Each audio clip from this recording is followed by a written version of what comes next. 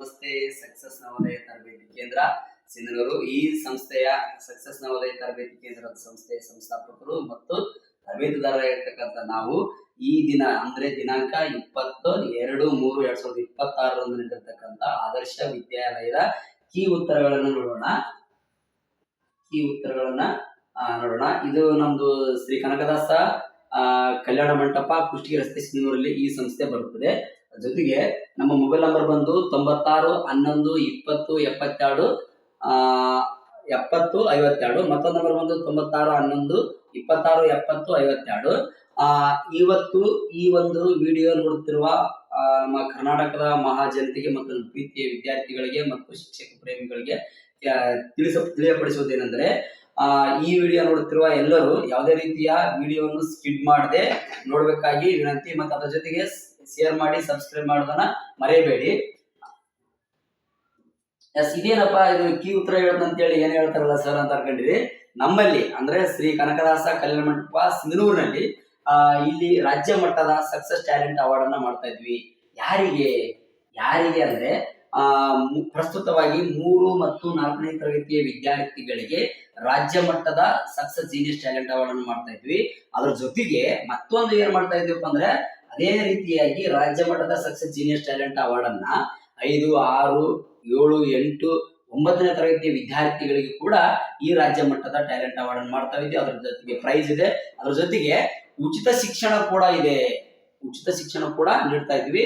ಏನು ಅತಿ ಹೆಚ್ಚು ಯಾರು ಅಂಕ ತೆಗೆದುಕೊಂಡಿರ್ತಕ್ಕಂಥ ಮಕ್ಕಳಿಗೆ 20 ಮಕ್ಕಳಿಗೆ ವರ್ಷ ಪೂರ್ತಿ ಫ್ರೀ ಎಜುಕೇಶನ್ ಅನ್ನು ನೀಡುವುದು ನಮ್ಮ ಮುಖ್ಯ ಉದ್ದೇಶ ಆಗಿದೆ. ಇಲ್ಲಿ ಬಂದು 6 ಮತ್ತು 6ರಿಂದ 9ನೇ ತರಗತಿ ವಿದ್ಯಾರ್ಥಿಗಳಿಗೆ 2 ತಿಂಗಳ ಕಾಲ ಊಟ, ವಸತಿ, ಹಾಸ್ಟೆಲ್ಗಳನ್ನ ಫ್ರೀ ಕೊಡ್ಬೇಕನ್ನೋದು ನಮ್ಮ ಸಕ್ಸಸ್ ನವೋದಯದ ಉದ್ದೇಶವಾಗಿ, ಸಕ್ಸಸ್ ನವೋದಯ ತರಬೇತಿ ಕೇಂದ್ರದ ಉದ್ದೇಶ ಆಗಿರುತ್ತದೆ. ನಾವು ಮತ್ತೆ ಬೇಗನೆ ಏನಪ್ಪಾ ಈ ದಿನ ನಡೆದಿರ್ತಕ್ಕಂಥ ಆದರ್ಶ ವಿದ್ಯಾಲಯದ ಕೀ ಉತ್ತರಗಳನ್ನು ನೋಡೋಣ. ಉಚಿತ ಶಿಕ್ಷಣ ಇರ್ತೈತೆ, ಅದನ್ನು ಮರಿಬೇಡ್ರಿ. ಈ ದಿನ ನಡೆದಿರ್ತಕ್ಕಂಥ ಆದರ್ಶ ವಿದ್ಯಾಲಯದ ಸಿ ವರ್ಷನ್ ಇದಾಗಿರ್ತದೆ. ಕನ್ನಡದ ಮೊದಲ ಪ್ರಶ್ನೆ ಏನಾಗಿರ್ತದೆ ನೋಡಿ. ಮಗನು ತಂದೆಗೆ ಬರೆಯುವ ಪತ್ರ. ಮಗನು ತಂದೆಗೆ ಬರೆಯುವ ಪತ್ರ ಯಾವ ಪತ್ರ ಇದೆ? ತಂದೆಗೆ ಬರೀತಕ್ಕಂಥ ಪತ್ರ ಯಾವ್ದಾಗಿದೆ ಅಂತ ನೋಡೋಣ. ಯಾವ ಪತ್ರಪ್ಪ? ವೈಯಕ್ತಿಕ ಪತ್ರ. ವೈಯಕ್ತಿಕ ಪತ್ರ ಇರುತ್ತೆ. ನೆಕ್ಸ್ಟ್ ಪ್ರಶ್ನೆ, ಮಾತಿಗಿಂತ ಕೃತಿಲೇಸು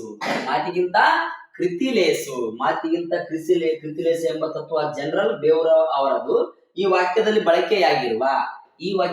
ಬಳಕೆಯಾಗಿರುವ ಲೇಖನ ಚಿಹ್ನೆ ಯಾವುದು ಅಂತ. ಲೇಖನ ಚಿಹ್ನೆ ಯಾವುದು ಅಂತ ಕೇಳಿದಾಗ ಇಲ್ಲಿ ಕೇಳಿದರೆ ಯಾವ ಚಿಹ್ನೆ ಬಂದು ಇದು ಯಾವ್ದಪ್ಪ? ಉದ್ಧರಣ ಚಿಹ್ನೆ ಮತ್ತು ಪೂರ್ಣ ವಿರಾಮ ಚಿಹ್ನೆ ಆಗಿರುತ್ತೆ. ಓಕೆ. ನೆಕ್ಸ್ಟ್ ಪ್ರಶ್ನೆ ಬಂದಾಗ,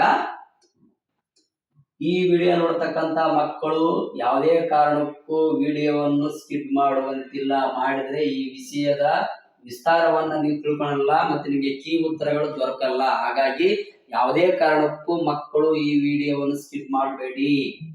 ಓಕೆ. ಕಿತ್ತೂರನ್ನ, 3ನೇ ಪ್ರಶ್ನೆ, ಕಿತ್ತೂರನ್ನು ರಕ್ಷಿಸುವ ಅಚಲ ವಿಶ್ವಾಸದಿಂದ ರಾಯಣ್ಣ ಯುದ್ಧ ಮಾಡಿದನು. ಯುದ್ಧ ಮಾಡಿದ್ರು? ಅಚಲ ವಿಶ್ವಾಸದಿಂದ ರಾಯಣ್ಣ ಯುದ್ಧ ಮಾಡಿದ್ರು. ಅಡಿಗೆರೆ ಎಳೆದ ಪದ ವಿರುದ್ಧಾರ್ಥಕ ಪದ ಯಾವುದು ಅಂತ. ಅಡಿಗೆರೆ ಎಳೆದಿರ್ತಕ್ಕಂಥ ವಿರುದ್ಧಾರ್ಥಕ ಪದ ಯಾವುದು ಅಂತಂದಾಗ ಇದು ಏನಾಗುತ್ತಪ್ಪ? ಸಚಲ. ಅಲ್ಲಿ ಏನಾಗಿದೆ? ಅಚಲ ಇದ್ದಾಗ ಅದರ ಅಪೋಸಿಟ್ ಸಚಲ. ಓಕೆ. ಈ 4ನೇ ಪ್ರಶ್ನೆ ಬಂದ ನೋಡೋಣ ಮಕ್ಕಳೇ. ಹೊಟ್ಟೆಗಿಲ್ಲದವರ ಹೊಟ್ಟೆಗೆ ಹಾಕಲು ನಡೆದಾನ, ಪಡೆದಾನ, ಬಂದಾನ, ಕುಣಿಸುವವರ ಹೊಟ್ಟೆ ತಣ್ಣಗಾಗಲಿ ಎಂದು ಮುಗಿಲಿಗೆ ಕೈ ಮುಗಿದು ನಿಂದಾನ. ಈ ಪದನ ಯಾರು ಹೇಳ್ಯಾರ? ಏನಾಗೈತಿ ಅಂತ ಕೇಳಿದ್ದಾರೆ. ಇದು ಪ್ರಶ್ನೆಯ ಉತ್ತರ ಬಂದು ನೋಡಿ ಮಕ್ಕಳೇ, ನೀವು ಕಾಯ್ತಿರುವ ಉತ್ತರ ಯಾವ್ದಪ್ಪ? ಕರಡಿಯ ನಾಡಿಸುವಾತ. ಈ ಉತ್ತರ 4ನೇ ಪ್ರಶ್ನೆಯ ಉತ್ತರ ಇದಾಗಿರುತ್ತದೆ. ನೆಕ್ಸ್ಟ್ ಪ್ರಶ್ನೆ, 5ನೇ ಪ್ರಶ್ನೆ ಬನ್ನಿ ಮಕ್ಕಳೇ. 5ನೇ ಪ್ರಶ್ನೆ ಬಂದಾಗ, ಶಾಲಾ ಮೈದಾನದಲ್ಲಿ ಮಕ್ಕಳು ಆಟ ಆಡುತ್ತಿದ್ದಾರೆ. ಈ ವಾಕ್ಯದಲ್ಲಿ ಕ್ರಿಯಾಪದ ಯಾವುದು ಅಂತ. ಈಗ ಕ್ರಿಯಾಪದ ಯಾವ್ದಾಗಿರ್ತಂದ್ರೆ ಆಡುತ್ತಿದ್ದಾರೆ. ಏನ್ ಮಾಡ್ತಿದ್ರೆ ಆಡುತ್ತಿದ್ದಾರೆ. ಮತ್ತೆ 6ನೇ ಪ್ರಶ್ನೆ ಬಂದಾಗ ನಡೆಯುತ್ತಿರುವ ಕ್ರಿಯೆಗಳನ್ನು ಸೂಚಿಸುವ ಕಾಲ, ಈ ಪ್ರೆಸೆಂಟ್ ನಡೀತಿರ್ತಕ್ಕಂಥ ಯಾವುದು ಅಂತಂದಾಗ ಇಲ್ಲಿ ಏನಾಗುತ್ತಪ್ಪ ಬಿ ಪ್ರಶ್ನೆ ಉತ್ತರ ಆಗುತ್ತೆ. ನಿಮ್ದು ವರ್ತಮಾನ ಕಾಲ ಸಂಪುಟಕ್ಕೆ ನಡೀತಿರೋದು ಪ್ರೆಸೆಂಟ್, ಹೌದಿಲ್ಲ? ಹಾಗಾಗಿ ಉತ್ತರ ಇದಾಗಿರುತ್ತೆ. ನೆಕ್ಸ್ಟ್ ಪ್ರಶ್ನೆ ಬಂದಾಗ 7ನೇ ಪ್ರಶ್ನೆ, ತಿನ್ನು. ಏನಪ್ಪಾ? ತಿನ್ನು ಧಾತುವನ್ನು ವರ್ತಮಾನ ಕಾಲದ ಉತ್ತಮ ಪುರುಷ ಏಕವಚನ, ವರ್ತಮಾನ ಕಾಲದ ಉತ್ತಮ ಪುರುಷ ಏಕವಚನದ ಕ್ರಿಯಾ ರೂಪದಲ್ಲಿ ಬರೆದಾಗ ಏನಾಗುತ್ತೆ? ಕ್ರಿಯಾವಾಯ ರೂಪದಲ್ಲಿ ಬರೆದಾಗ ಏನಾಗುತ್ತಪ್ಪ? ಡಿ ಆಗುತ್ತೆ. ಏನಾಗುತ್ತಪ್ಪ? ಡಿ ಆಗುತ್ತೆ. ನಾನು ಏನಾಗುತ್ತಂತ ನಾನು ತಿನ್ನುತ್ತೇನೆ ಅಂತ ಆಗುತ್ತೆ. ನೆಕ್ಸ್ಟ್ ಪ್ರಶ್ನೆ ಬಂದಾಗ 8ನೇ ಪ್ರಶ್ನೆ ಬಂದಾಗ ಗುರುಗಳ ಕೃಪೆಯಿಂದ ಇವರ ಮಗ ಈಗ ಜಿಲ್ಲಾಧಿಕಾರಿ. ಗುರುಗಳ ಕೃಪೆಯಿಂದ ಏನಾಗ್ಯಾನಂತ? ಜಿಲ್ಲಾಧಿಕಾರಿ ಆಗ್ಯಾನ. ಈ ವಾಕ್ಯದಲ್ಲಿರೋ ಅನುನಾಸಿಕ ಯಾವುದು? ಮೂಗಿನ ಸಹಾಯದಿಂದ 5 ಪದಗಳದಲ್ಲ, ಅವು ಯಾವುದು ಅದ್ರಾಗ ಐತಿ ಅಂತ ಹೇಳಿದ್ರನ ಇದು ಪಿ ಇದ್ದು ಮ ಐತಿ. ಏನೈತಿ? ಮ ಐತಿ. ಎಸ್, ಅನುನಾಸಿಕ ಅದಾಗಿರುತ್ತೆ. ನೆಕ್ಸ್ಟ್ ಒಂದು 9ನೇ ಪ್ರಶ್ನೆ ಬಂದಾಗ 9ನೇ ಪ್ರಶ್ನೆ ನೋಡಿ ಮಕ್ಕಳೇ, ಒಬ್ಬರಿಂದ ಮತ್ತೊಬ್ಬರಿಗೆ ಹರಡುವ ರೋಗ. ಒಬ್ಬರಿಂದ ಮತ್ತೊಬ್ಬರಿಗೆ ಹರಡುವ ರೋಗ ಯಾವುದು ಅಂತಂದಾಗ ಸೋಂಕು.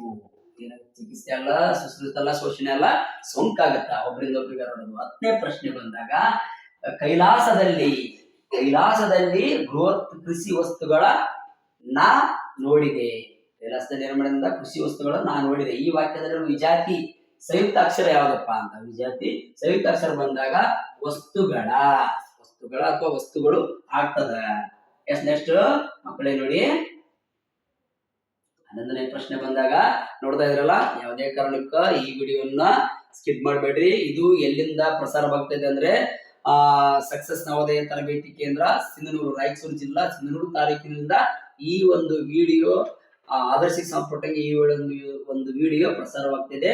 ಯಾವುದೇ ಕಾರಣಕ್ಕೂ ಆಚೆ ಈಚೆ ಅಲ್ಲಾಡಿಸದೆ ಮೊಬೈಲ್ ಅನ್ನ ಸರಿಯಾಗಿ ನೋಡಿದಾಗ ನಿಮಗೆ ಪ್ರಶ್ನೆಗಳಿಗೆ ಉತ್ತರಗಳು ದೊರಕುತ್ತವೆ. S, okay. ನೆಕ್ಸ್ಟ್ 11ನೇ ಪ್ರಶ್ನೆ ಬಂದಾಗ ನೀನು, ನಾನು, ಇವನು ಮತ್ತು ಅವರು ತಪ್ಪದೇ ಶಾಲೆಗೆ ಹೋಗುವ. ಈ ವಾಕ್ಯದಲ್ಲಿರುವ ಬಹುವಚನ ಸೂಚಕ ಪದ ಯಾವುದು ಅಂತಂದ್ರ ಇವರು, ಅವರು ಅಂದಾಗ ನಮ್ಮ ಸೂಚಕ ಪದ ಯಾವ್ದಾವತ್ತಪ್ಪ? ಅವರು ಆಗುತ್ತಾ. ಏನಾಗುತ್ತಪ್ಪ ಮಕ್ಕಳೇ? ಅವರು ಆಗುತ್ತಾ. S, okay. ನೆಕ್ಸ್ಟ್ 12ನೇ ಪ್ರಶ್ನೆಗೆ ಬನ್ನಿ. 12ನೇ ಪ್ರಶ್ನೆ ಬಂದಾಗ ಗುರುತು ಹಾಗೂ ವ್ಯವಹಾರದ ಉಪಯೋಗಕ್ಕೆ ಇಟ್ಟುಕೊಂಡ ಹೆಸರುಗಳೆಲ್ಲ ಏನಾಗ್ತವೆ ಅಂದ್ರೆ ಏನಾಗ್ತಪ್ಪ? ಅನ್ವರ್ಥಕ ಆಗ್ತವೆ. ಏನಾಗ್ತವೆ?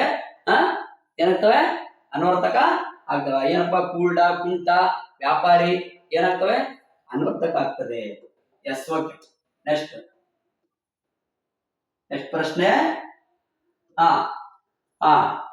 ಕಂಪು ನೋಡ್ರಿ. 13ನೇ ಪ್ರಶ್ನೆ, ಕಂಪು, ಕೊಂಬೆ, ಕರಿದು, ಕಡಲು ಈ ಪದಗಳನ್ನು ಅಕಾರಾದಿಯಾಗಿ ಬರೆದಾಗ ಮೊದಲು ಬರುವ ಪದ ಯಾವುದು ಅಂತ ಕೇಳಿದ್ದಾನೆ. ಯಾವ್ದಪ್ಪ? ಎಸ್, ಏನಾಗುತ್ತೆ ನೋಡ್ರಿ, ಸರಿಯಾಗಿ ನೋಡ್ಕೊರಿ. ಯಾವ್ದಾದ್ರು ಉತ್ತರ? Yes, okay. ಏನಾಗುತ್ತೆ? ಕಡಲು ಆಗುತ್ತೆ. ಎಸ್, ಹೌದಾ? ಎಸ್, ನೋಡ್ರಿ, ಕಡಲು ಆಗುತ್ತೆ. ನೆಕ್ಸ್ಟ್ ಪ್ರಶ್ನೆ ಬಂದಿ 14ನೇ ಪ್ರಶ್ನೆ ಬಂದಾಗ ನಾಮಪದದ ವಿಶೇಷ ಗುಣವನ್ನು ತಿಳಿಸುವ ಅಥವಾ ಸೂಚಿಸುವ ಪದವೇ ಯಾವ್ದಪ್ಪ? ಪದವೇ ಯಾವ್ದಾಗುತ್ತೆ ಅಂದ್ರೆ ಏನಪ್ಪ? ಇದು ಗುಣ ಹೇಳ್ತಿದ್ದು ಏನ್ ಮಾಡುತ್ತದೆ? ಗುಣ ಹೇಳ್ತಲ್ಲ, ನಾವೇನ್ ಮಾಡ್ಬೇಕಪ್ಪ?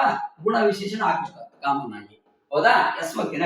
ನೆಕ್ಸ್ಟ್ ಪ್ರಶ್ನೆ 15ನೇ ಪ್ರಶ್ನೆ ಬಂದಾಗ ಇದನ್ನ ರಿಪೀಟೆಡ್ ಕ್ವಶನ್ PCPS ಗೆ ಓದಿರ್ತಕ್ಕಂತ ಎಕ್ಸಾಮ್ ಗಳಿಗೆ ಕೂಡ ಈ ಪ್ರಶ್ನೆ ಯಾವತ್ತು ಬಿಡಲ್ಲ. ಇದು ಸತತವಾಗಿ ಪ್ರಶ್ನೆ ಬರ್ತದೆ. ಇದಕ್ಕಾಗಿ ನಾವು ಕಂಠಪಾಠಾದ್ರೂ ಮಾಡ್ಕೊಂಡಿರ್ಬೇಕು. ಬೆಟ್ಟದಾವರೆಯನ್ನು ಮೆಟ್ಟಿ ಮೇಲಿಟ್ಟು ಬಂದ ಹುಡುಗರೆಲ್ಲರೂ ಮೇಲೇರುವಂತೆ ಶಿಕ್ಷಕರು ತಿಳಿಸಿದರು.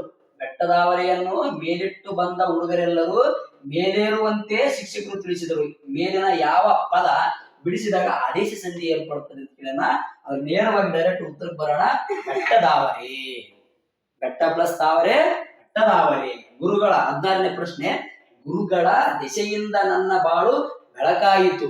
ಗುರುಗಳ ದೆಸೆಯಿಂದ ನನ್ನ ಬಾಳು ಬೆಳಕಾಯಿತು.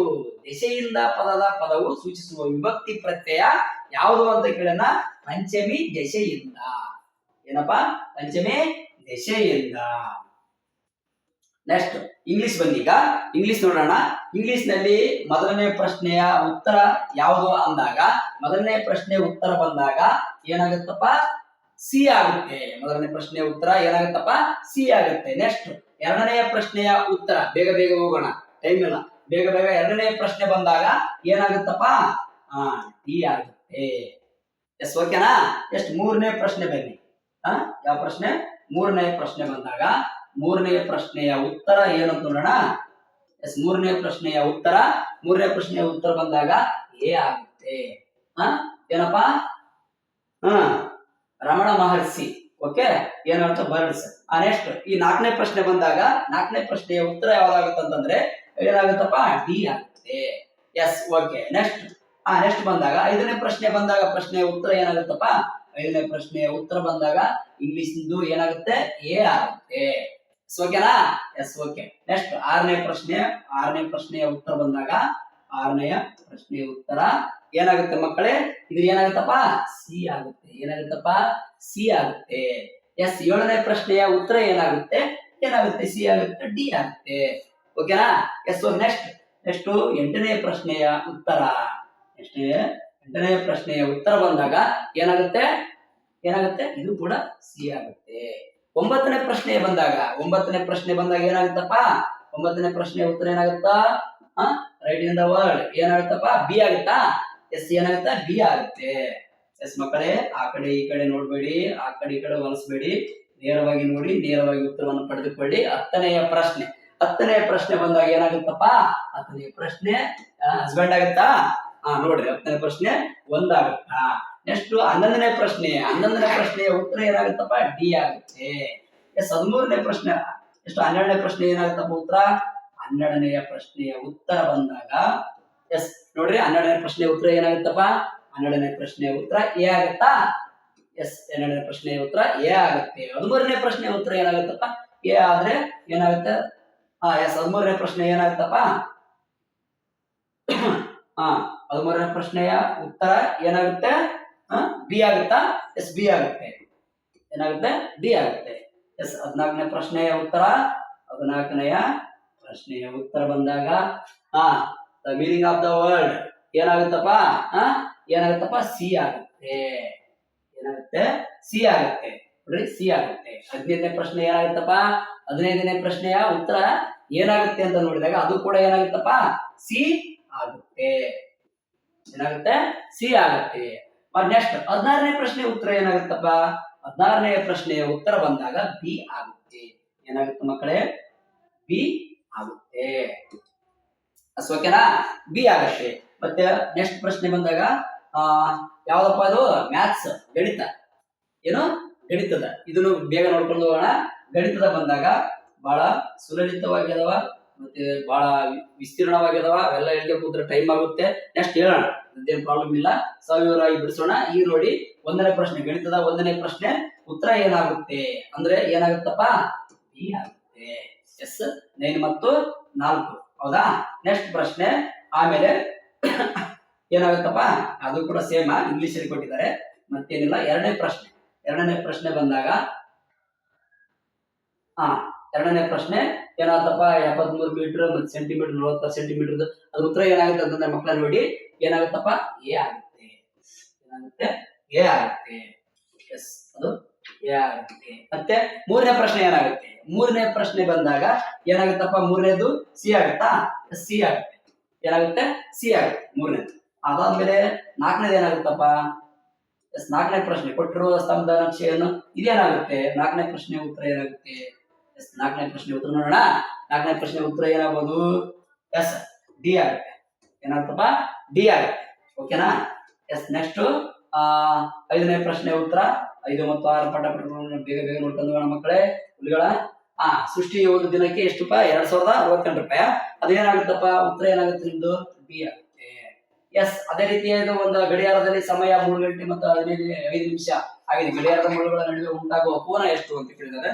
ಅದೆಷ್ಟಾಗುತ್ತೆ ಉತ್ತರ ಅಂತಂದ್ರೆ ಸಿ ಆಗುತ್ತೆ ನೋಡ್ರಿ. ಎಸ್ ಲಂಬಕೋನ, ವಿಷಮಕೋನ, ಸರಳಕೋನ ಸಿ ಆಗುತ್ತಾ. ಎಸ್ ಓಕೆ ಸಿ ಆಗುತ್ತೆ.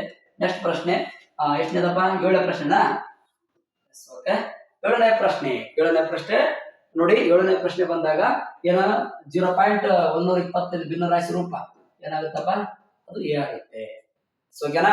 ನೆಕ್ಸ್ಟ್ ಬಂದಾಗ 8ನೇ ಪ್ರಶ್ನೆ ನೋಡೋಣ. 8ನೇ ಪ್ರಶ್ನೆಯಲ್ಲಿ ಉತ್ತರ ಏನಾಗುತ್ತೆ? 8ನೇ ಪ್ರಶ್ನೆಯಲ್ಲಿ ಉತ್ತರ ಏನಾಗುತ್ತೆ ಅಂದ್ರೆ ಬಿ ಆಗುತ್ತೆ. ಏನಂತೆ? ಬಿ ಆಗುತ್ತೆ ಮಕ್ಕಳೇ ಯಾವುದೇ ಕಾರಣಕ್ಕ ವಿಡಿಯೋ ಸ್ಕಿಪ್ ಮಾಡಬೇಡಿ. ಇದು ಸಕ್ಸಸ್ ನವೋದಯ ತರಬೇತಿ ಕೇಂದ್ರ, ರಾಯಚೂರು ಜಿಲ್ಲಾ, ಸಿಂಧನೂರು ತಾಲೂಕಿನಿಂದ ಈ ಒಂದು ವಿಡಿಯೋ ಪ್ರಸಾರ ಆಗ್ತಿದೆ. ಜೊತೆಗೆ ಎಷ್ಟನೇ ಪ್ರಶ್ನೆ ನೋಡ್ತಾ ಇರೋದು ಈಗ?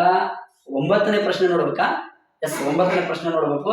9ನೇ ಪ್ರಶ್ನೆಯ ಉತ್ತರ ಬಂದಾಗ ಏನಾಗುತ್ತೆ? 9ನೇ ಪ್ರಶ್ನೆಯ ಉತ್ತರ ಏನಾಗುತ್ತಪ್ಪ? ಸಿ ಆಗುತ್ತಾ? ಏನಾಗುತ್ತೆ ನೋಡ್ರಿ. ಎಸ್, ಸಿ ಆಗುತ್ತಾ?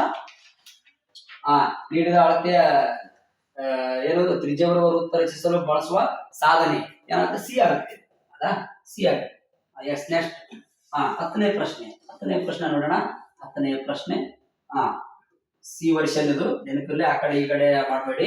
ಸಿ ವರ್ಷನ್ ಅವರು ನೇರವಾಗಿ ನೋಡ್ಕೊಂಡ್ರೆ ನೇರವಾಗಿ ಉತ್ತರ ಸಿಗುತ್ತೆ. ಸಿ ವರ್ಷನ್ ನಲ್ಲಿ 10ನೇ ಪ್ರಶ್ನೆ ಬಂದಾಗ ಯಾವುದು ಅಂತಂದಾಗ ಚಿತ್ರದಲ್ಲಿ ಬಣ್ಣ ಹಚ್ಚಿರುವ ಭಾಗ ಭಿನ್ನರಾಶಿ ರೂಪ ಏನೈತಿ ನೋಡ್ರಿ, ಸಿ ಆಗುತ್ತೆ. ಅದು ಏನಾಗುತ್ತೆ? ಸಿ ಆಗುತ್ತೆ. ಸಿ ಆಗುತ್ತೆ. ಎಸ್, ನೆಕ್ಸ್ಟ್ 11ನೇದ್ದು 187 ಈ ಸಂಖ್ಯೆಯಿಂದ ಭಾಗಿಸಿದಾಗ 5 ಶೇಷ ಬರುತ್ತದೆ. ಹಾಗಾದ್ರೆ ಉತ್ತರ ಯಾವುದು? ಉತ್ತರ ಯಾವುದು ನೋಡೋಣ. ಉತ್ತರ ಯಾವುದು ಅಂತ ನೋಡೋಣ. ಏನ? ಎಸ್, 14 ಆಗಿರಬಹುದು ಅನ್ನೋಕ್ಕಿಂತ ಅದೇನೆ 14 ನಿಮ್ಮ ಉತ್ತರ ಸರಿಯಾಗಿದೆ. ನೀವು ಗೆಸ್ ಮಾಡಿದ್ದು. ನೆಕ್ಸ್ಟ್ 12ನೇದ್ದು 12ನೇ ಪ್ರಶ್ನೆ ಬಂದಾಗ ನೋಡಿ, ಸರಿಯಾಗಿ ನೋಡ್ಬೇರಿ. ಶ್ರೀ ಮತ್ತು ಸಾನ್ವಿಯ ಒಟ್ಟು ವಯಸ್ಸು 27 8 ತಿಂಗಳು ಆಗಿದೆ. ಸಾನ್ವಿಯ ವಯಸ್ಸು 13 ವರ್ಷ 9 ತಿಂಗಳು. ಆದರೆ ಖುಷಿಯ ವಯಸ್ಸು ಎಷ್ಟಪ್ಪ? ಎಷ್ಟು ಅಂದ್ರ 13 ವರ್ಷ 9 ತಿಂಗಳ. ಎಸ್, ಓಕೆ, 13 ವರ್ಷ 9 ತಿಂಗಳ ಇರುತ್ತೆ. ಅದಾದ್ಮೇಲೆ ಮತ್ತೆ 14ನೇ ಪ್ರಶ್ನೆ ಬಂದಾಗ 14ನೇ ಪ್ರಶ್ನೆ ಏನಿರುತ್ತೆ ನೋಡಿ. 14ನೇ ಪ್ರಶ್ನೆ ಏನ್ ಹೇಳುತ್ತೆ ನೋಡೋಣ.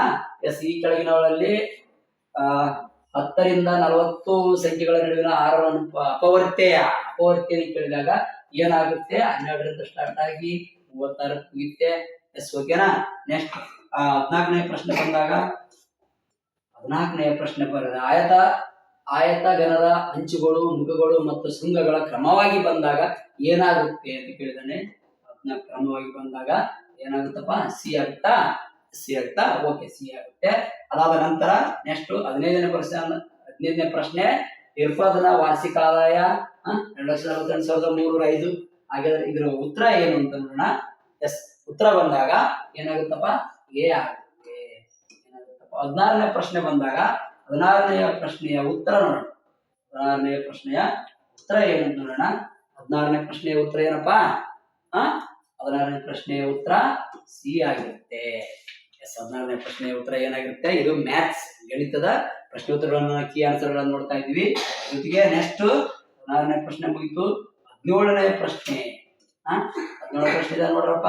16 ಪ್ರಶ್ನೆ ಲಾಸ್ಟ್ ಉತ್ತರ. ಎಸ್, ನೆಕ್ಸ್ಟ್ ವಿಜ್ಞಾನದ ಪ್ರಶ್ನೆಗಳು.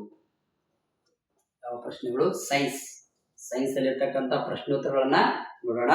ಎಸ್, ಮೊದಲನೇ ಪ್ರಶ್ನೆ ಸಿ ವರ್ಷನ್ದು. ಇದು ಸಕ್ಸಸ್ ನವೋದಯ ತರಬೇತಿ ಕೇಂದ್ರ, ಸಿಂಧನೂರು, ರಾಯಚೂರು ಜಿಲ್ಲಾ, ಸಿಂಧನೂರು ತಾಲೂಕಿನ ಶ್ರೀ ಕನಕದಾಸ ಕಲ್ಯಾಣ ಮಂಟಪ ನಮ್ಮ ಸಂಸ್ಥೆ ಬರ್ತದೆ. ಅದ್ರ ಜೊತೆಗೆ ನಮ್ಮಲ್ಲಿ ಟ್ಯಾಲೆಂಟ್ ಅವಾರ್ಡ್ ಅನ್ನು ಮಾಡ್ತಾ ಇದ್ವಿ. 2, 3, 4 ತರಗತಿಯ ವಿದ್ಯಾರ್ಥಿಗಳಿಗೆ ಮತ್ತೆ ಉಚಿತ ಶಿಕ್ಷಣವನ್ನು ನೀಡ್ತಾ ಇದ್ವಿ. ಫ್ರೀ ಎಜುಕೇಶನ್ ಇದೆ. ಮತ್ತೆ ನಮ್ಮ ಮೊಬೈಲ್ ನಂಬರ್ ಬಂದು 96 11 20 70 52. ಮತ್ತೊಂದು ನಂಬರ್ ಬಂದು 96 11 26 70 52 ನಂಬರಿಗೆ ನೀವು ಮೆಸೇಜ್ ಮಾಡಬಹುದು. ವಾಟ್ಸ್ಆಪ್ ಮೂಲಕ ಮೆಸೇಜ್ ಮಾಡಿ ನಿಮ್ಮ ಹೆಸರನ್ನು ನೋಂದಾಯಿಸಿಕೊಳ್ಳಿ. ಮುಂದಿನ ತಿಂಗಳ 3ನೇ ತಾರೀಕು ಗುಡ್ ಫ್ರೈಡೆ ದಿನ ನಿಮ್ಮ ಎಕ್ಸಾಮ್ ಖಚಿತತೆಯನ್ನ ನೀಡಿದ್ದೇವೆ. ಹಾಗಾಗಿ ಎಲ್ಲರೂ ಸಾಧ್ಯವಾದಷ್ಟು ನೀವು ನಿಮ್ಮ ಹೆಸರನ್ನು ನೋಂದಾಯಿಸಿಕೊಳ್ಳಿ. ಅದ್ರ ಜೊತೆಗೆ 9ನೇ ತರಗತಿವರೆಗೂ ಕೂಡ ಟ್ಯಾಲೆಂಟ್ ಅವಾರ್ಡ್ ಅನ್ನ ನಮ್ಮ ಸಂಸ್ಥೆ ನಡೆಸ್ತಾ ಇದೆ. ನೆಕ್ಸ್ಟ್ ವಿಜ್ಞಾನದ ಮೊದಲನೇ ಪ್ರಶ್ನೆ ಏನಾಗ್ತಂದ್ರೆ ಸಸ್ಯಗಳಲ್ಲಿ ಇಳುವರಿ ಕುಂಠಿತಗೊಳ್ಳಲು ಕಾರಣ. ಏನಪ್ಪಾ? ಭೂಮಾಲಿನ್ಯ. ಇಳುವರಿ ಕಮ್ಮಿ ಆದಾಗ ಮಣ್ಣಿನಲ್ಲಿ ಇರ್ತೀವಿ, ಸತ್ವ ಇರಲ್ಲ. ಹಾಗಾಗಿ ಇಳುವರಿ ಅಂದ್ರೆ ಏನಪ್ಪಾ? ಭತ್ತ ಬೆಳೆದಿ ಏನೇ ಬೆಳೆ ಅದಕ್ಕೆ ಇಳುವರಿ ಕಡಿಮೆ ಇರುತ್ತೆ ಅಂತ ಹೇಳ್ತಾ ಇದ್ದಾರೆ. ನೆಕ್ಸ್ಟ್ 2ನೇ ಪ್ರಶ್ನೆ ಬಂದಾಗ ವಾತಾವರಣದಲ್ಲಿರುವ ಕಾರ್ಬನ್ ಡೈಆಕ್ಸೈಡ್ ನ ಪ್ರಮಾಣ ಏನಾಗಿರುತ್ತೆ? 0.04 ಆಗಿರುತ್ತೆ. 0.04 ಆಗಿರುತ್ತೆ. ನೆಕ್ಸ್ಟ್ ಪ್ರಶ್ನೆ ಬಂದಾಗ 3ನೇ ಪ್ರಶ್ನೆ ಬಂದಾಗ ನೋಡಿ ಮಕ್ಕಳೇ, ಮೂರನೇ ಪ್ರಶ್ನೆ ಬಂದಾಗ ಏನಾಗುತ್ತೆ, ಇವುಗಳಲ್ಲಿ ನವೀಕರಿಸಬಹುದಾದ ಸಂಪನ್ಮೂಲ ಮತ್ತೆ ಮತ್ತೆ ಮಾಡಬಹುದು ಯಾವ್ದನ್ನ, ಅರಣ್ಯ. ಇವು ಯಾವ ಬರಲ್ಲ ಅಂತ ಹೇಳ್ತಾ ಇದ್ದಾರೆ. ಓಕೆನಾ? ಓಕೆ ಓಕೆ, ನೀವು ಬಹಳ ಹುಷಾರಿದ್ರಿ ಬಿಡಿ ಮಕ್ಕಳೇ. ಓಕೆ, ನೆಕ್ಸ್ಟ್ ಪ್ರಶ್ನೆ ನೋಡಿ. ಕರ್ನಾಟಕದ ಪಶ್ಚಿಮ ಘಟ್ಟ ಅರಣ್ಯಗಳ ನಾಶ ತಡೆಗಟ್ಟಲು ಅಪ್ಪಿಕೋ ಚಳುವಳಿ ಪ್ರಾರಂಭಿಸಿದವರು. ಅಪ್ಪಿಕೋ ಚಳುವಳಿ ಕರ್ನಾಟಕದಲ್ಲಿ ಯಾರಿಂದ ಆಗುತ್ತಪ್ಪ? ಕರ್ನಾಟಕದಲ್ಲಿ ಯಾರು? ಸುಂದರಲಾಲ್ ಬಹುಗುಣನ?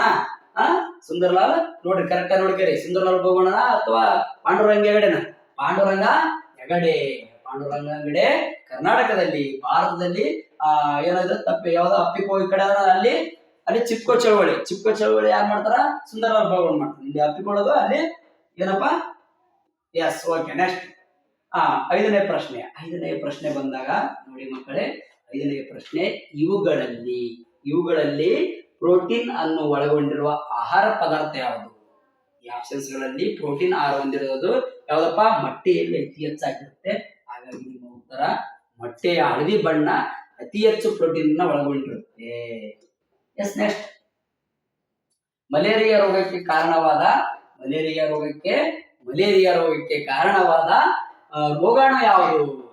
ಒಂದು ಎಳ್ಳು ಸೊಳ್ಳೆ ಕಡಿದ್ರೆ ಅದು ಅನಾಫಿಲಿಸ್ ಆಗುತ್ತೆ. ಅದು ಎಳ್ಳು ಸೊಳ್ಳೆ ಕಡಿದ್ರೆ ಮಾತ್ರ ಮಲೇರಿಯಾ ರೋಗ ಬರುತ್ತೆ. ಅದಕ್ಕೆ ಏನಂತೀವಿ ನಾವು? ಅನಾಫಿಲಿಸ್ ಅಂತಂದು ಒಂದು ಹೆಣ್ಣು ಸೊಳ್ಳೆ ಹೆಸರು ಇದಾಗಿರುತ್ತೆ. ಜೊತೆಗೆ ನೆಕ್ಸ್ಟ್ ಏಳನೆಯ ಪ್ರಶ್ನೆ, ಗುಂಪಿಗೆ ಸೇರದ್ದನ್ನು ಗುರುತಿಸಿ.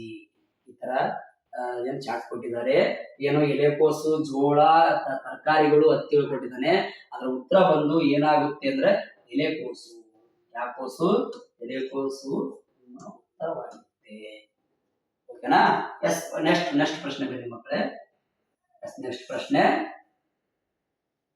ಎಂಟನೇ ಪ್ರಶ್ನೆ, ಅಣುವಿನಲ್ಲಿರುವ ಪರಮಾಣು ಸಂಖ್ಯೆಯನ್ನು ಸಂಕೇತಗಳ ಮೂಲಕ ಸೂಚಿಸುವುದು ಯಾವುದಪ್ಪ? ಪರಮಾಣು ಸೂತ್ರನ ಅಥವಾ ಅಣು ಸೂತ್ರನ, ಅಣುರಾಶಿನ, ಧಾತುನ ಅಂತ? ಪರಮಾಣುವನ್ನ ನಿಮ್ಮ ಉತ್ತರ ಸರಿಯಾಗಿರುತ್ತೆ.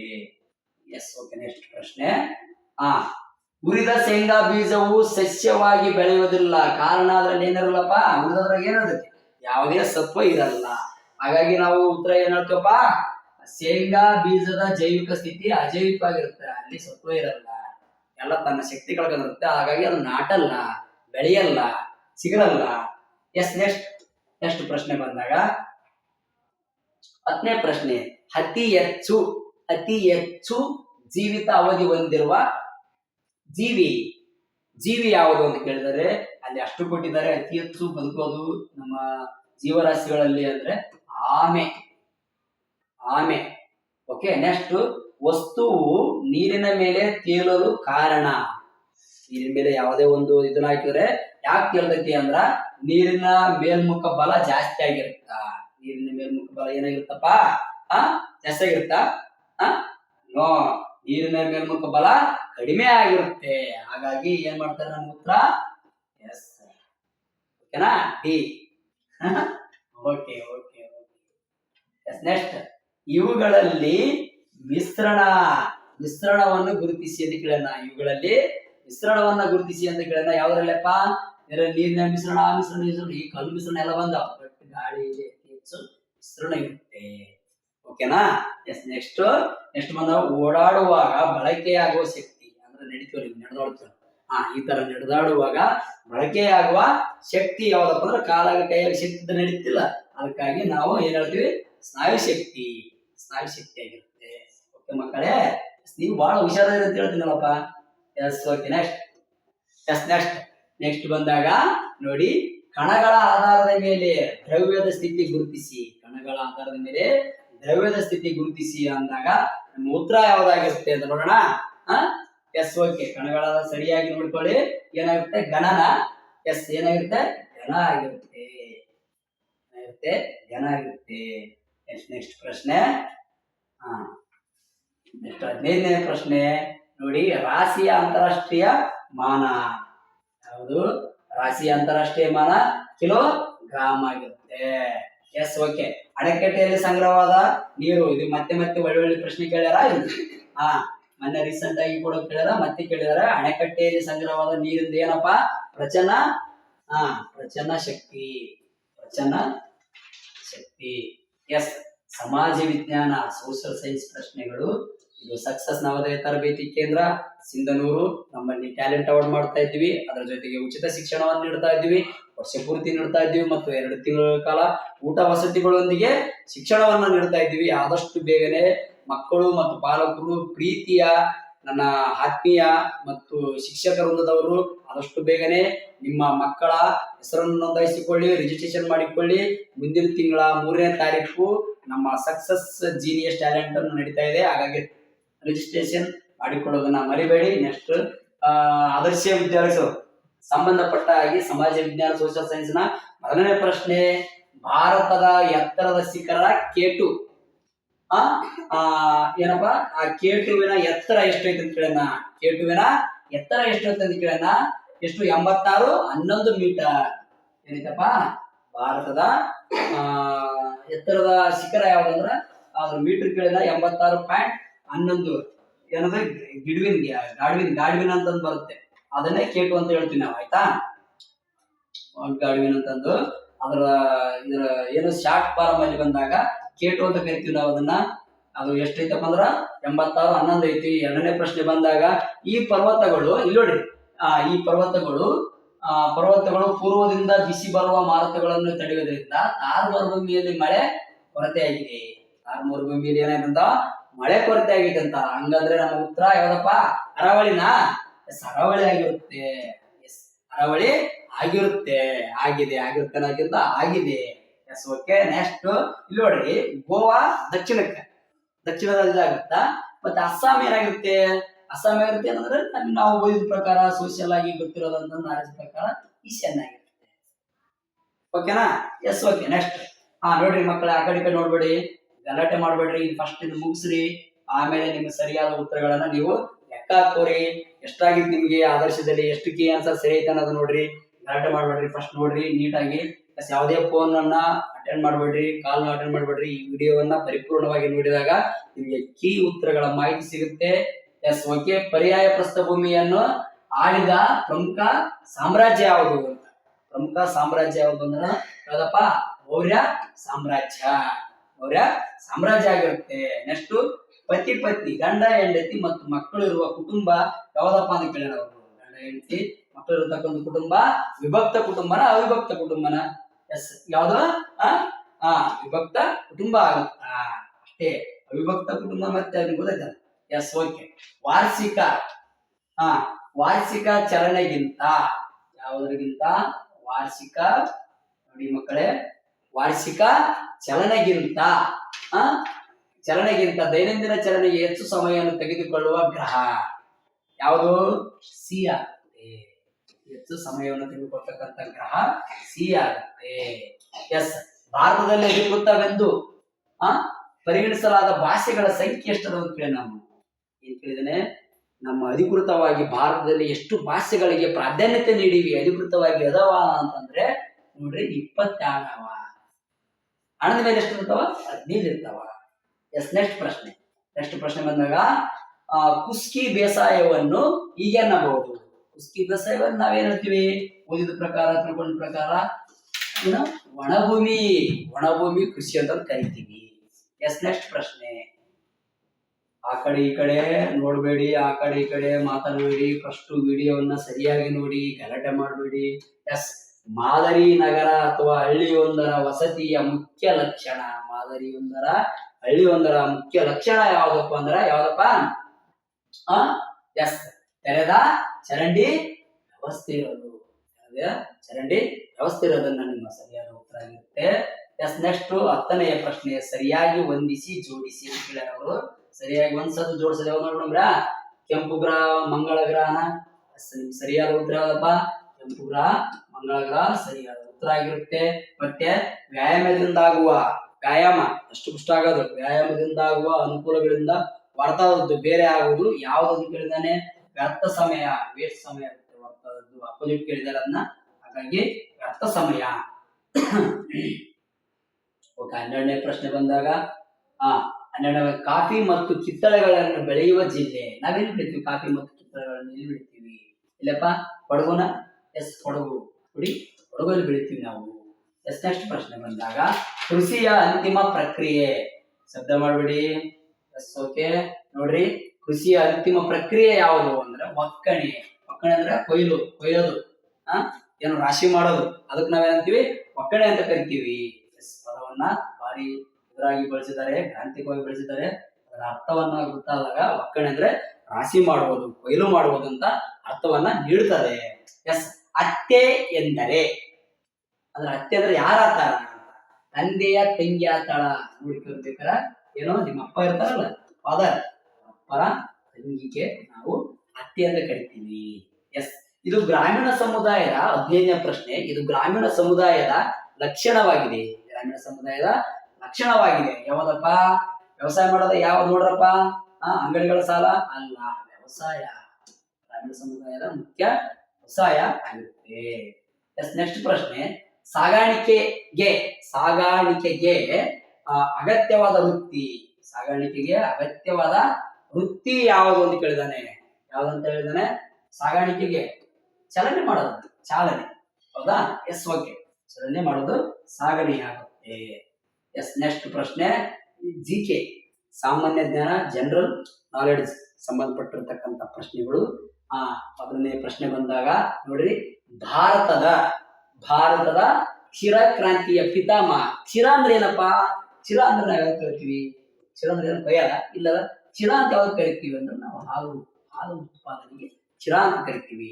ಅದರ ಪಿತಾಮಹ ಯಾರು ಅಂತ ಕೇಳಿದ್ರೆ, ಅದರ ಪಿತಾಮಹ ಯಾರು ಅಂತಂದ್ರೆ ಏನ್ ಕೇಳಿದ್ರೆ ಡಾಕ್ಟರ್ ವರ್ಗೀಸ್ ಅವರು ಕ್ಷೀರ ಕ್ರಾಂತಿಯ ಪಿತಾಮಹ ಅಂತ ಕರಿತೀವಿ. ಓಕೆನಾ? ಎಸ್. ನೆಕ್ಸ್ಟ್ ನಮ್ಗ ಎಷ್ಟು ಬೇಕು ಮಾಹಿತಿ ಅಷ್ಟನ್ನು ಪಡ್ಕೊಂಡು ಮುಂದಕ್ಕೆ ಹೋಗೋಣ. ಮತ್ತೆ HAL ನ ವಿಸ್ತೃತ ರೂಪ ಕೇಳಿ. ನಾನು ಏನ್ ಮಾಡಿದರೆ, HAL ನ ವಿಸ್ತೃತ ರೂಪ ಕೇಳಿದಾನೆ. ವಿಸ್ತೃತ ರೂಪ ಬಂದಾಗ ಹಿಂದೂಸ್ತಾನ್ ಆಟೋಮ್ಯಾಟಿಕ್ ಲಿಮಿಟೆಡ್ ಅಥವಾ aeronautic limited? Yes, aeronautic limited. Hindustan aeronautics limited ಅಂತಂದು ಅದು ವಿಮಾನಗಳನ್ನ ಇದು ಮಾಡ್ತಕ್ಕಂಥ ಒಂದು ಸ್ಥಳವಾಗಿರುತ್ತೆ. ಎಸ್. ನೆಕ್ಸ್ಟ್ ಇಸ್ರೋ ISRO ಪ್ರಧಾನ ಕಚೇರಿ ಎಲ್ಲೈತಿ ಅಂತ ಕೇಳೋಣ. ಇಸ್ರೋದ ಪ್ರಧಾನ ಕಚೇರಿ ಎಲ್ಲೈತಿ ಅಂತ ಕೇಳೋಣ. ಸರಿಯಾದ ಉತ್ತರ ಬೆಂಗಳೂರಲ್ಲಿ ಐತಿ ಅಂತ ಹೇಳ್ತೀನಿ. ಇಸ್ರೋದ ಪ್ರಧಾನ ಕಚೇರಿ ಬೆಂಗಳೂರಿನಲ್ಲಿ ಐತಿ. ಎಸ್. ನೆಕ್ಸ್ಟ್ ಪ್ರಶ್ನೆ ನೋಡ್ರಿ. Yes okay. 4ನೇ ಪ್ರಶ್ನೆ ಬಂದಾಗ 4ನೇ ಪ್ರಶ್ನೆ, ಕರ್ನಾಟಕ ಸರ್ಕಾರ ಡಾಕ್ಟರ್ ಪುನೀತ್ ರಾಜ್ಕುಮಾರ್ ಅಲ್ಲ, ಡಾಕ್ಟರ್ ಪುನೀತ್ ರಾಜ್ಕುಮಾರ್ ರವರ ಹೆಸರಿನಲ್ಲಿ ಆರಂಭಿಸಿರುವ ವೈದ್ಯಕೀಯ ಸೇವೆ ಯಾವುದು? ಮೊನ್ನೆ ಪುನೀತ್ ರಾಜ್ಕುಮಾರ್ ಜನ್ಮ ದಿನಾಚರಣೆ ಇದಾಯ್ತು, ಪುಣ್ಯಸ್ಮರಣೆ. ಈಗ ಅದಕ್ಕೆ ಒಂದು ರಿಲೇಟೆಡ್ ಆಗಿ ಕರ್ನಾಟಕ ಸರ್ಕಾರ ಡಾಕ್ಟರ್ ಪುನೀತ್ ರಾಜ್ಕುಮಾರ್ ಅವರ ಹೆಸರಿನಲ್ಲಿ ಆರಂಭಿಸಿರುವ ವೈದ್ಯಕೀಯ ಸೇವೆ ಯಾವುದು ಅಂತ ಕೇಳಿದ್ದಾನೆ. ಡಾಕ್ಟರ್ ಪುನೀತ್ ರಾಜ್ಕುಮಾರ್ ಹೃದಯ ಜ್ಯೋತಿ ಯೋಜನೆ ಅಂತಂದು ಒಂದು ಕರ್ನಾಟಕ ಸರ್ಕಾರ ಯೋಜನೆಯನ್ನು ತಂದೈತಿ. ಎಸ್. ನೆಕ್ಸ್ಟ್ ಪ್ರಶ್ನೆ, ಇಲ್ಲಿ ಕೇಳಿದಾನೆ ಬಹಳ ಡೆಡ್ ಈಜಿ ಪ್ರಶ್ನೆ ಕೇಳಿದಾನೆ. ಮತ್ತೆ ಈ ಪ್ರಶ್ನೆ ಕೇಳಿದ ಹೊಸ ಪ್ರಶ್ನೆ ನನ್ನ ಪ್ರಕಾರ. ಈ ಪ್ರಶ್ನೆ ಬಹಳ ಹಿಂದೂ ಪ್ರಶ್ನೆ.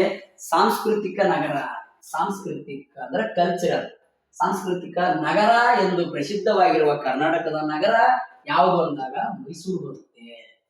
ಓಕೆನಾ? Yes okay. ಅದೇ ರೀತಿಯಾಗಿ ಭಾರತದ ರಾಷ್ಟ್ರೀಯ ಕ್ರೀಡೆ ಕೇಳೋಣ. ಭಾರತದ ರಾಷ್ಟ್ರೀಯ ಕ್ರೀಡೆ ಯಾವ್ದಪ್ಪ? ಹಾಕಿ ಆಡ್ತೀವಲ್ಲ, ಅದು ಭಾರತದ ರಾಷ್ಟ್ರೀಯ ಕ್ರೀಡೆ. ಎಸ್.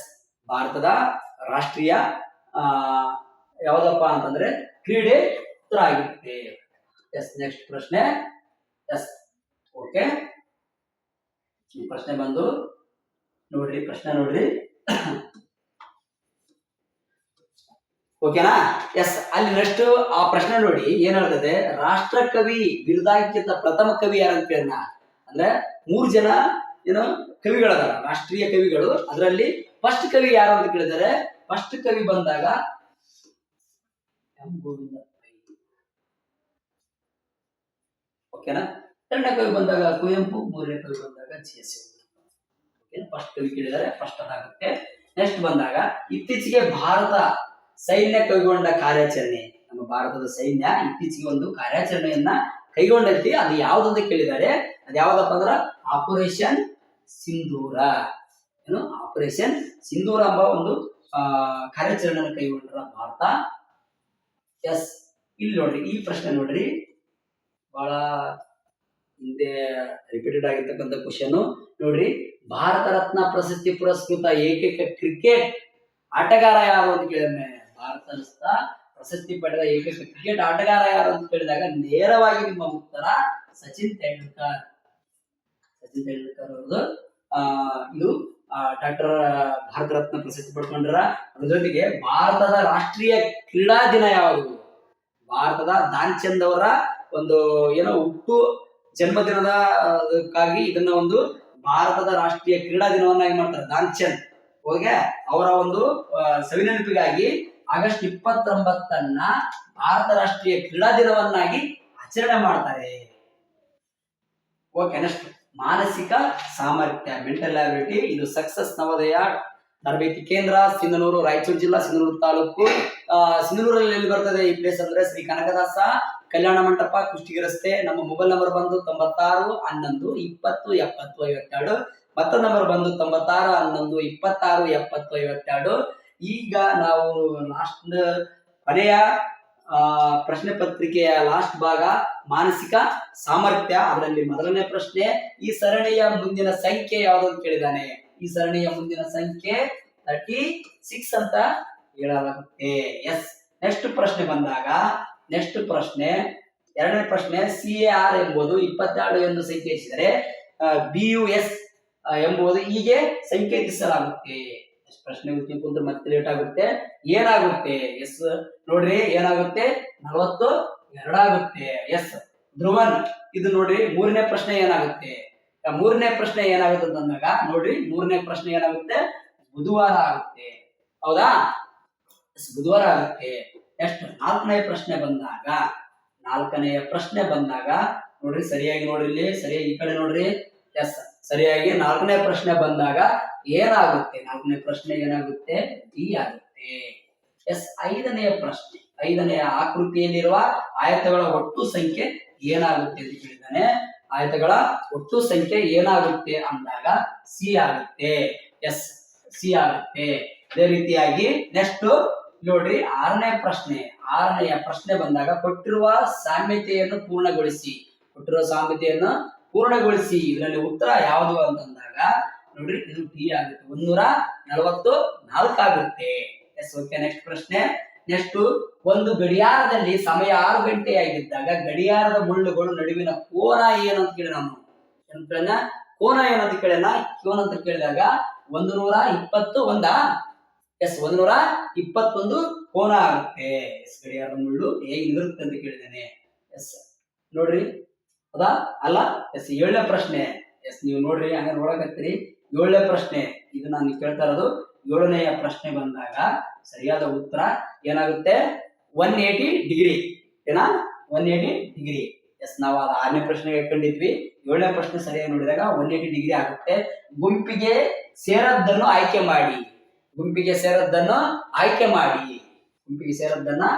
ಮಾಡಿ ಅಂತಂದಾಗ ಸರಿಯಾದ ಉತ್ತರ ಬಂದಾಗ ಎ ಆಗುತ್ತೆ. ಸೇರದ ಪದವನ್ನ ಉತ್ತರ ಸರಿಯಾಗಿ ನೋಡಿದಾಗ ಎ ಆಗುತ್ತೆ. ಎಸ್. 9ನೇ ಪ್ರಶ್ನೆ ಬಂದಾಗ ನೋಡಿ ಮಕ್ಕಳೇ, ಆಯ್ತು, ನಿಮ್ಮ ಈ ಸಮಯವನ್ನ ಬಹಳ ನೀವೇನ್ ಮಾಡಿದ್ರಿ, ಅಮೂಲ್ಯವಾಗಿ ಇಲ್ಲಿವರೆಗೆ ವಿಡಿಯೋ ನೋಡಿದ್ರಿ. ಇನ್ನೊಂದು 5 ಪ್ರಶ್ನೆಗಳದಾವ, ಸರಿಯಾಗಿ ನೋಡ್ಕೊಳ್ಳಿ. 9ನೇ ಪ್ರಶ್ನೆ ಬಂದಾಗ 9ನೇ ಪ್ರಶ್ನೆಯ ಉತ್ತರ ಏನಾಗುತ್ತೆ ಅಂದ್ರೆ, ಈ ಸರಣಿಯ ಮುಂದಿನ ಅಕ್ಷರ ಏನಾಗುತ್ತೆ? MP ಆಗುತ್ತೆ. ಓಕೆನಾ? ನೆಕ್ಸ್ಟ್ ಪ್ರಶ್ನೆ 10ನೇ ಪ್ರಶ್ನೆ ಏನಾಗುತ್ತೆ? 5 ಕಿಲೋಮೀಟರ್ ಚಲಿಸುವ, ಬಲಕ್ಕೆ ತಿರುಗಿದಾಗ 8 ಕಿಲೋಮೀಟರ್ ಚಲಿಸುವ, ಪುನಃ ಮತ್ತೆ 3 ಕಿಲೋಮೀಟರ್ ಚಲಿಸಿದರೆ ಅವಳು ಚಲಿಸುವ ದಿಕ್ಕು ಏನಾಗುತ್ತೆ ಅಂತ ಕೇಳಿದ್ರೆ ಪಶ್ಚಿಮ ದಿಕ್ಕಿಗೆ ಬರ್ತಾಳ. ಏನ್ ಮಾಡ್ತಾಳ? ಪಶ್ಚಿಮ ದಿಕ್ಕಿಗೆ ಬರ್ತಾಳ. ತಿರುಗಿ ಬಳಿ ಬರ್ತಾಳ, ಪಶ್ಚಿಮ ದಿಕ್ಕಿಗೆ ಬರ್ತಾಳ. ಎಸ್. ಹಾಗಾದ್ರೆ ನೋಡ್ರಿ, ಲಾಸ್ಟ್ ಪ್ರಶ್ನೆ ಪಶ್ಚಿಮ ದಿಕ್ಕಾಯ್ತು. ಥ್ಯಾಂಕ್ ಯು ಮಕ್ಕಳೇ ಮತ್ತು ಪ್ರೀತಿಯ ಮುದ್ದು ಮಕ್ಕಳೇ. ಈ ಒಂದು ವಿಡಿಯೋ ನೋಡುತ್ತಿರ್ತಕ್ಕಂತ ಎಲ್ಲಾ ಕರ್ನಾಟಕದ ಜನತೆಗೆ ನನ್ನ ಕಡೆಯಿಂದ ಧನ್ಯವಾದಗಳು.